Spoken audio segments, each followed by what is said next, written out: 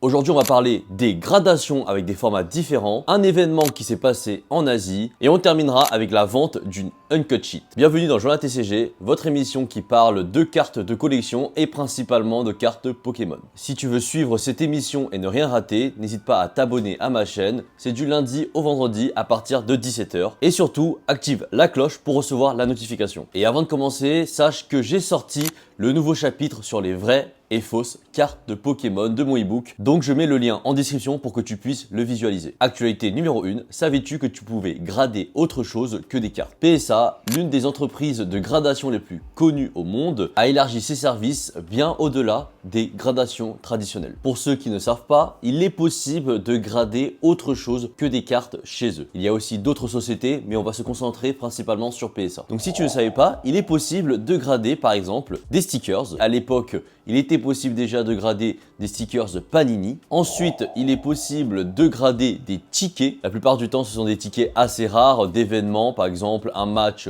de basket ou bien d'autres. Les Jumbo, forcément, il fallait s'y attendre. Si Pokémon crée des cartes plus grandes, je pense qu'il est aussi possible de les grader. Donc je pense que la gradation et le boîtier doivent faire cette taille-là. Il est aussi possible de grader les Shikishi. Pour ceux qui ne connaissent pas, ce sont ces petits tableaux, illustrations japonaises sur lesquelles la plupart du temps les artistes dessinent dessus ou bien il y a des impressions Pokémon ou autres dessus. Et savais-tu qu'il était possible de trouver des Shikishi créés officiellement par Pokémon au Japon? Et pour terminer, on va parler également des boosters. Tu peux grader ton booster, que ce soit set de base au booster récent, directement chez PSA et elle aura une note particulière par rapport à l'état du booster. Bien évidemment, les différents objets que tu peux grader comme les tickets, les stickers ou le booster ont des critères de gradation qui sont totalement différentes d'une carte. Donc je pense que ça joue sur pas mal de choses, entre les micro-rayures aussi, les pliures, etc.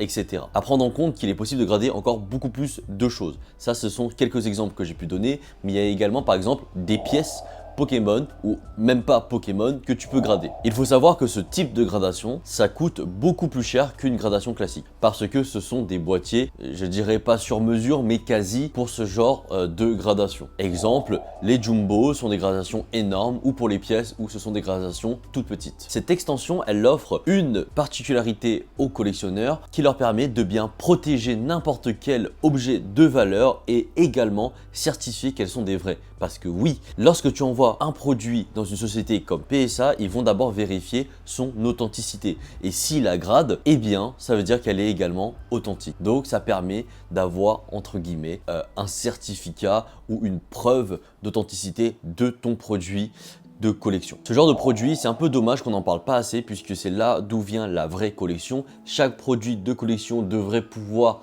être certifié, gradé entre guillemets et aujourd'hui on parle principalement des cartes mais ça va beaucoup plus loin que ça. Dites-moi en commentaire ce que vous en pensez, est-ce que certains d'entre vous ont des produits comme des boosters gradés chez eux et est-ce que vous avez déjà ou vous voudrez peut-être tester ce genre de gradation plus tard. Actualité numéro 2, un événement TCG en Thaïlande. Les cartes à collectionner sont également en pleine expansion. De plus en plus de cartes thaïlandaises commencent à faire surface. Là, je parle vraiment de Pokémon. Tu peux trouver aujourd'hui des boosters, des cartes, mais également des cartes de tournois en thaïlandais. Parce qu'il y a de plus en plus d'événements, de produits, de magasins qui commencent à se multiplier en Thaïlande. Et le week-end dernier, Bangkok a accueilli un événement TCG, tout simplement le Bangkok Card Show. L'événement, il était équivalent d'un Gala TCG ou Royaume ou Belgium, tu as compris. L'objectif, c'est rassembler des boutiques, des guests, des collectionneurs dans un seul même endroit pour pouvoir faire des échanges, des achats et bien d'autres. Ce type d'événement, qui est quand même assez simple, on va dire, est hyper important pour la communauté en Asie. Ça permet justement de créer une ampleur autour du TCG en Asie, de montrer que eux aussi sont présents. Et cette fois-ci, cet événement-là, elle a été organisée par un shop en particulier de Caster, donc une boutique en Thaïlande, à Bangkok, pour être spécialisée dans les cartes de sport. Donc oui, encore une fois, l'Asie, ils sont vraiment concentrés sur les cartes de sport, puisque c'est la chose qu'ils aiment le plus. Les transactions sont fulgurantes, les prix sont super élevés, c'est pas des petits échanges. La plupart du temps, on parle d'échanges à 1000, 2000, voire 10 000 euros à chaque événement. C'est quand même assez incroyable à quel point l'expansion est beaucoup plus énorme, je trouve, qu'en Europe. Pour vous montrer à quel point l'événement prenait de l'ampleur, eh bien, il a été sponsorisé et pas par n'importe quelle société. Voici quelques exemples de sponsors. Il y avait Tops, Boom, LA Auction et également Futura. J'espère pouvoir y aller un jour dans l'année ou peut-être l'année d'après pour pouvoir vous faire un petit vlog et vous présenter comment sont ce genre d'événements en Asie. Mais sinon, j'avais fait 2 vidéos en Asie, dont un événement à Singapour et un événement à Macao. Donc n'hésitez pas à regarder ces 2 vidéos qui sont disponibles directement sur ma chaîne. Ça vous permettra de comparer les événements en France vs en Asie. Dites-moi en commentaire ce que vous en pensez. Est-ce que vous aimeriez un jour pouvoir vous déplacer et y aller? En tout cas, je vous le souhaite. Actualité numéro 3. Ryan Card House vend une uncut sheet Pokémon historique. Voici une histoire qui devrait intéresser tous les collectionneurs. Pour ceux qui ne connaissent pas Ryan Card House, c'est un créateur-vendeur, j'appelle ça comme ça, puisqu'il vend des cartes également sur eBay, eBay Live, mais également fait du contenu. Ce créateur-vendeur, connu aux États-Unis, il a plus de 100 000 abonnés sur Instagram. Et du coup, il a eu la chance d'avoir un jour pu faire une vidéo pour récupérer une uncut sheet qui maintenant met en vente. Alright guys, this is the big reveal of what uncut sheet I'm getting right now. Here we go. And it's another base set unlimited uncut sheet. Wow. Look at that. Incredible. From 1999 base set uncut sheet, my second one. Et ce n'est pas n'importe laquelle, la uncut sheet de toutes les cartes holographiques du set de base. Bien évidemment en anglaise, puisque c'est un anglophone, il ne va pas aller chercher une uncut sheet française. Ce qui rend ce produit particulièrement rare, encore plus rare que le fait que ce soit une uncut sheet, c'est qu'elle appartenait au CEO de Wizard. Wizard of the Coast, qui est le fabricant des premières cartes Pokémon aux États-Unis. Et comment on peut prouver ça? Puisque c'est quand même difficile de se dire d'avoir un certificat ou quelque chose comme ça.